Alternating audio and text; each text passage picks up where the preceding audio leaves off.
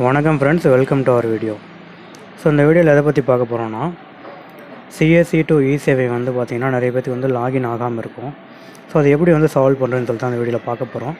So video வந்து skip பண்ணாமல் ஃபுல்லாக பாருங்கள், அப்போ தான் வந்து எப்படின்னு உங்களுக்கு புரியும். இந்த இதில் பார்த்திங்கன்னா மேலே ஒரு 3 புள்ளி இருக்கும் பார்த்திங்களா. விண்டோஸ் ஓப்பன் பண்ணால் மேலே வந்து அந்த 3 புள்ளி இருக்கும். அதை கிளிக் பண்ணிங்க அப்படின்னா நியூ இன்காக்னிட்டோ விண்டோன்னு சொல்லிட்டு ஒன்று வரும். ஸோ அதை கிளிக் பண்ணிங்க அப்படின்னா அது வந்து ஓப்பன் ஆயிரும்.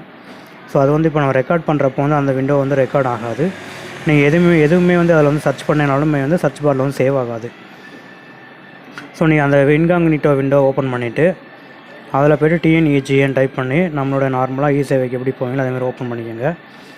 ஓப்பன் பண்ணிவிட்டு அதில் வந்து ஃப்ரான்சிஸ் லாகின் துறை உள்நுழைவு அப்படிங்கிற ஆப்ஷனை கிளிக் பண்ணி உள்ளே போய்க்கோங்க.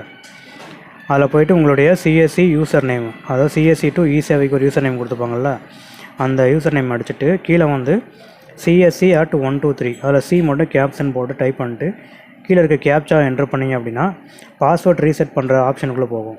ஸோ அங்கே போய்ட்டு உங்களுடைய டிஃபால்ட் பாஸ்வேர்டை என்ட்ரு பண்ண சொல்லும்.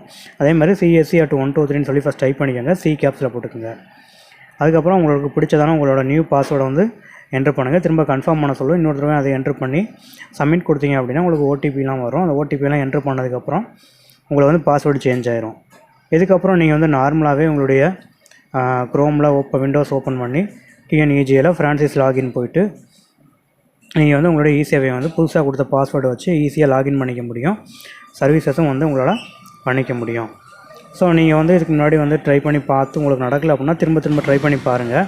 ஏன்னா சம்டைம்ஸ் பாஸ்வேர்டு ஏதாவது சேவ் பண்ணி வச்சுருந்தீங்க அப்படின்னா அந்த சேவ் பண்ண பாஸ்வேர்டு அதில் வந்துடும். அதனால் வந்து உங்களால் லாகின் பண்ணுறப்ப யூசர் நேம் தப்பு இல்லை பாஸ்வேர்டு தப்புன்னு சொல்லிட்டு வரும். ஸோ நீங்கள் சேவ் பண்ணியிருக்கிற அந்த பாஸ்வேர்டு யூசர் நேம்லாம் டெலிட் பண்ணிட்டு புதுசாக ஃப்ரெஷ்ஷாக டைப் பண்ணி நீங்கள் ட்ரை பண்ணீங்க அப்படின்னா உங்களுக்கு வந்து லாகின் ஆயிரும். ஸோ இப்போ வந்து நான் லாகின் பண்ணி காட்டுறேன். இது எனக்கு ஆல்ரெடி வந்து லாகின் ஆகி தான் இருக்குது. இப்போ பார்த்தீங்க அப்படின்னா நான் ஆல்ரெடி லாக் அவுட் பண்ணாமலே வந்து நான் அதை லாகின் பண்ணிட்டேன்.